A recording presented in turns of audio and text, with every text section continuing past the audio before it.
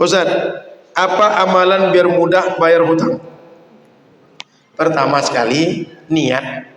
Saat kita berhutang, niat bayar hutang. Kenapa? Dalam hadis, orang kalau berhutang, dia niat bayar hutang, Allah akan tolong dia melunasi hutang. Kita jawab pertanyaan-pertanyaan.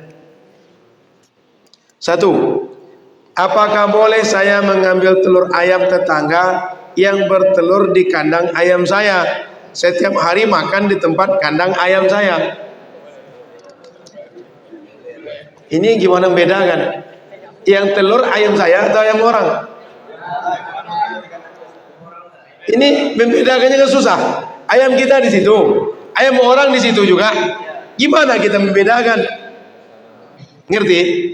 Yang kedua, ada penjelasan tentang ini. Kita rumah bertetangga dengan orang, lalu ada pohon mangga, pohon durian, rambutan, lengkeng, berbuah. Jika dia berbuah bagian tanah kita, itu boleh kita mengambil meskipun tak izin tetangga. Kalau ada tetangga melarang, besok ketika sampahnya ada, suruh tetangga menyapu di situ. Ngerti? Bagian di kita itu, di halaman kita, jatuh daunnya, menyampah dia, atau jatuh atau bersarang serangga sehingga menyerang rumah kita, suruh tetangga tadi ganti rugi. Kalau dia tak boleh kan kita ambil mangga. Maka kasus ini, kalau seandainya kita tak bisa bedakan makan di tempat kita, telur tempat kita, boleh kita ambil. Boleh kita ambil. Tapi kalau kita tak punya ayam, jelas punya orang, kalau minta izin lebih baik. Cuma secara adab Islam itu boleh orang yang jadi tuan rumah untuk makan hal-hal seperti ini. Yang kedua, tetangga minta tolong minjam uang. Ini kok tetangga terus ini? Jangan-jangan ada masalah dengan tetangga. Tetangga minta tolong pinjam uang kepada saya, tetapi hutang yang lama belum dibayar. Ini jangan bertetangga dengan orang macam ini. Lama-lama ini banyak utang ini. Kalau saya tidak menolongnya, saya dibilang pelit. Bagaimana cara Islam menanggapi ini, Ustaz? Kita kalau sudah berhutang menambah musuh. Betul tidak? Karena memberi hutang, orang mengemis-ngemis mintanya. Nagih hutang, kita yang ngemis-ngemis. Orang kalau sudah berhutang kadang jadi pembohong. Orang kalau sudah berhutang kadang-kadang jadi kasar. Orang kalau sudah berhutang kadang-kadang ingkar janji. Itu sudah banyak kenyataan. Maka Bapak Ibu, dalam Islam, selama kita tak perlu berhutang, itu makruh hukumnya berhutang. Bahkan bisa haram. Kita tak perlu hutang, tapi berhutang juga bisa makruh, bisa haram. Tapi kalau kita butuh, boleh kita berhutang, sekedar butuh. Dan kalau sudah berhutang, wajib hutang dibayar. Kalau hutang tak dibayar, hutang tak pernah gugur sampai ada yang membayar atau yang membayarkan. Nabi pernah menyolatkan jenazah, tak mau Nabi menyolatkan karena dikasih tahu orang ini punya hutang. Nabi tak mau solatkan sampai ada yang melunaskan hutang dia. Sampai datang sahabat yang melunaskan hutang dia, menjamin untuk melunaskan hutang dia, baru Nabi mau solatkan jenazah itu.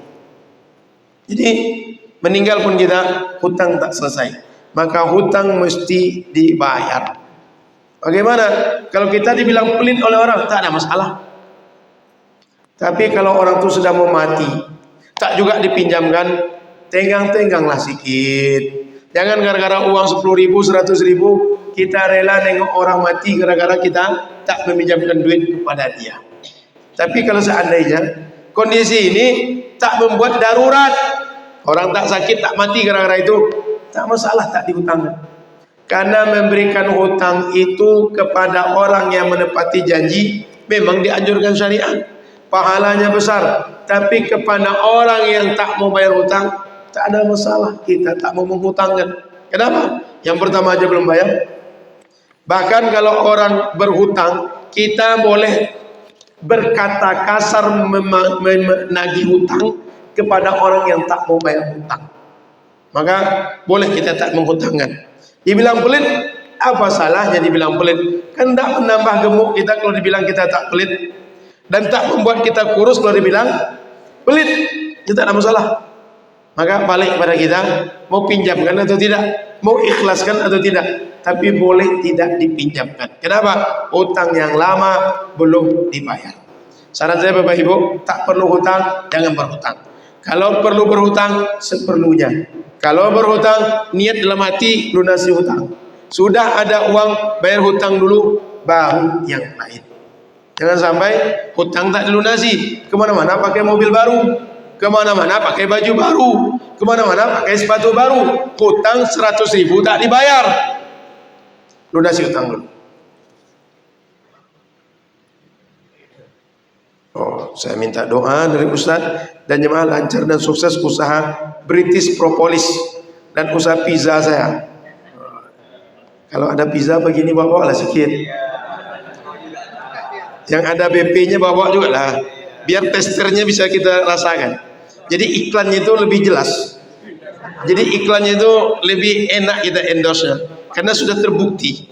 Jadi abang yang buat iklan ini nanti tolong bawakan satu pizza. Jadi kalau Abduh sekolah bisa bawakan pizza. Apa hukumnya memberikan hadiah kepada seseorang setelah diberikan pekerjaan atau instansi berupa materi? Apakah termasuk gratifikasi? Kalau sekedar kita ucapkan terima kasih karena orang membantu kita, orang mengurus urusan kita, orang memudahkan, ini tak termasuk gratifikasi, tak termasuk rasuah. Boleh kita kasih. Nabi, kalau Nabi dihutangkan orang, Nabi berhutang nih, lalu Nabi bayar, itu Nabi melebihkan membayar dari yang dihutang. Dan Nabi mengatakan, boleh kalau seandainya ada orang menghutang, terpuji orang, kalau dia berhutang, dia saat melunasi hasan, atau dia melakukan berbagai perkara hal yang terpuji saat melunasi hutang. Di antara caranya melebihkan bayar hutang, tapi dasarnya dari keinginan dia, bukan keinginan orang yang memberi hutang. Kalau keinginan orang beri hutang, ini bisa riba. Tapi kalau orang yang berhutang melebihkan, ini hadiah, boleh. Maka kalau ada orang membantu kita, betul-betul sekedar rasa terima kasih, tak termasuk rasuah, tak termasuk diharamkan, boleh dilakukan. Maka ini tak termasuk gratifikasi yang terlarang. Cuma saya tak tahu dalam PPATK negara, dalam aturan negara, tapi dalam Islam jika sekedar niatnya terima kasih, sudah selesai pekerjaan, sudah selesai akad, sudah selesai nego, boleh, tak termasuk rasuah. Ustaz, apa amalan biar mudah bayar hutang? Pertama sekali, niat. Saat kita berhutang, niat bayar hutang. Kenapa? Dalam hadis, orang kalau berhutang, dia niat bayar hutang, Allah akan tolong dia melunasi hutang. Maka dari awal jangan pernah niat untuk tidak membayar hutang.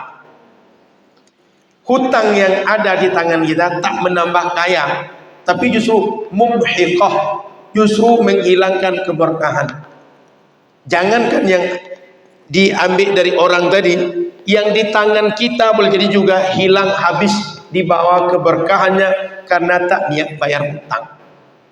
Maka saat kita berhutang, di antara amalannya niat bayar hutang. Dua, jangan lupa setiap pagi sore baca doa, Allahumma inni a'udzubika minal hammi wal hazan wal ajzi wal kasal wal jubni wal bukhul wa ghalabatid daini wa qahrir rijal. Ada 8 kita berlindung. Satu di antara 8 itu terhimpit hutang.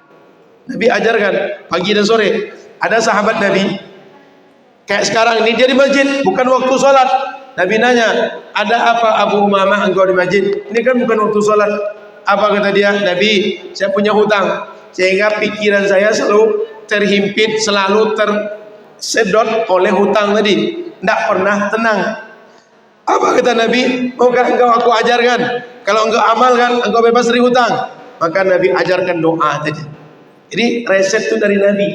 Doa berlindung dari 8 hal yang menyulitkan setiap subuh dan sore. Setiap setelah subuh sampai matahari terbit, setelah asar sampai matahari tenggelam. Rutinkan tiap hari. InsyaAllah diringankan hutang. Minimal 2 amalan tadi. Niat bayar hutang. Yang kedua, amalkan doa yang diajarkan Rasul. Terakhir, Ustaz, kawan saya lulusan pesantren, dia mengatakan lebih baik ahli maksiat daripada ahli ibadah, karena katanya pendosa sangat dicintai Allah, tapi dia selalu menunjukkan maksiatnya. Apakah dia termasuk fasik? Kalaulah kita baca hadis berikutnya, di hadis nomor 241, ini 239 barusan, itu akan dijelaskan tentang orang yang terang-terangan mengungkap dosa dia. Orang tak tahu dia berdosa, lalu dia umumkan, dia kasih tahu orang, saya kemarin mencuri. Orang tak tahu. Itu nanti dijelaskan di hadis 241, bahwa dalam syariat kita, orang kalau berdosa dianjurkan menutup aib. Orang lain dianjurkan menutup aib orang yang dia tahu ada aib. Maka jangan sampai kita justru yang membuka aib kita. Syariat suruh kita tutup aib kita. Maka tak boleh terang-terangan buat maksiat, dan tak boleh terang-terangan menyebarkan maksiat. Tapi justru kalau berdosa, tutup dosa itu. Bapak Ibu mungkin pernah dengar ada orang yang dicambuk oleh Rasul di masa Rasul hidup. Ada perempuan hamil. Perempuan itu dia hamil, orang lain tak tahu dia hamil karena zina. Datang kepada Rasul, Rasul, saya sudah berzina, hukum saya. Kata Rasul, engkau sehat. Maksud Rasul, dia ini normal, bukan orang gila. Sehat Rasul. Kata Rasul, balik lagi pulang. Balik lagi dia minta dirajam juga. Kata Rasul, lahirkanlah anak itu dulu. Kalau lahir anak, balik lagi sini. Sudah lahir anak, dia datang lagi. Tengok bayi, kata Rasul, biarkan dia selesai menyapih dulu. Tak perlu uminya lagi, tak perlu asi ibunya lagi, datang lagi. Sudah 3 kali dia datang, berkali-kali dia datang, baru Rasul tegakkan rajam kepada dia. Kata para ulama, perempuan ini andaikan dia tutup aibnya, dia tak tegakkan rajam, Allah sudah ampunkan untuk dia dan dosanya sudah tertutup. Maka sunnah hukumnya, kalau ada orang berdosa, dia tutup dosanya, bukan dia buka terang-terangan. Maka tak ada ceritanya orang berdosa lebih Allah suka dibanding orang yang tak berdosa. Tidak ada. Ini orang biasa mengaji setengah-setengah, atau hadis kita baca pagi di 10, dia baca 1 langsung pulang, yang 9 dia tak ikut. Dalam syariat kita memang ada hadis, innallaha yuhibbut tawwabin, Allah suka dengan orang taubat. Tapi ada hadis, innallaha yuhibbul mutatahhirin, Allah suka orang yang mensucikan dirinya sehingga tak berdosa. Tak ada kotor zahir, tak ada kotor batin, sehingga tak ada dosa. Jadi dia dapat hadis satu, tak dapat hadis yang lain. Dapat ayat satu, tak dapat ayat yang lain. Makanya bisa pula dia mengatakan lebih baik orang maksiat daripada orang tak maksiat. Karena kenapa? Allah cinta dengan orang pendosa. Kira-kira nalarnya, jika pendosa saja dicinta Allah, orang tak berdosa lebih dicinta. Kok bisa pula orang berdosa dicintai, yang tak berdosa? Ngerti nalarnya? Mestinya berpikir dia, jika yang berdosa dicinta, yang tak berdosa lebih dicinta. Ini jangan dibalik-balik. Yang berdosa dicintai, yang tak berdosa tak dicintai. Apalah jadinya umat Nabi Muhammad nih? Semua orang akan memilih nak jadi pendosa lagi. Kenapa? Dicintai Allah. Kalau tak berdosa, tak dicintai Allah. Benar kesimpulan tuh? Nalar-nalar ini mesti hidup juga kita. Jangan sampai orang berdosa dicintai, yang tak berdosa tak dicintai. Mestinya yang tak berdosa lebih dicintai. Kalau ulama bisa salah, yang tak ulama, ngerti? Kalau ulama bisa salah, yang tak ulama lebih bisa salah. Kadang-kadang kawan kita, ulama itu kan manusia, bisa benar bisa salah. Dia ngerti? Yang parah itu ulama bisa salah bisa benar, dia tak bisa salah. Benar terus, dia tak ulama. Mestinya kalau ulama bisa benar dan salah, dia lebih bisa banyak salah daripada benar. Itulah kaji kita pagi ini. Banyak maaf, saya semalam ke Dumai, jam 1:30 baru sampai. Maka tadi subuh, begitu sudah subuh baru terbangun. Saya kejarkan sholat di Panam, baru saya datang ke sini. Maka mohon maaf terlambat tadi. Sebab semalam 1:30 baru balik dari Dumai. Ada mengisi maulid di Dumai semalam. Terima kasih. Mohon maaf salah dan kurang. InsyaAllah kita lanjutkan dengan Tuan Guru di waktu akan datang membaca Riyadhus Shalihin. Beliau pagi ini penerbangannya agak pagi, terbang ke Sabah, Malaysia. Karena agak pagi tak terkejar mengisi dulu baru ke bandara. Maka semalam beliau pesan, Buya saya tak terkejar mengisi dulu baru ke bandara. Tolong gantikan. Saya karena jadwal ke Dumai sudah ada juga, tak mungkin saya batalkan itu. Maka saya iakan keduanya. Rupanya itulah mampunya. 1:30 datang, tidur sebentar, pas azan subuh itu bangun, terkejarkan sholat di situ, baru datang ke sini. Untung ditelepon Buya Babur tadi. Nah, terima kasih. Mudah-mudahan kita jumpa lagi di majlis yang lain. Mohon maaf salah dan kurang. Subhanallah bihamdika, asyhadu an la ilaha illa anta, astaghfiruka wa atubu ilaika. Assalamualaikum warahmatullahi wabarakatuh.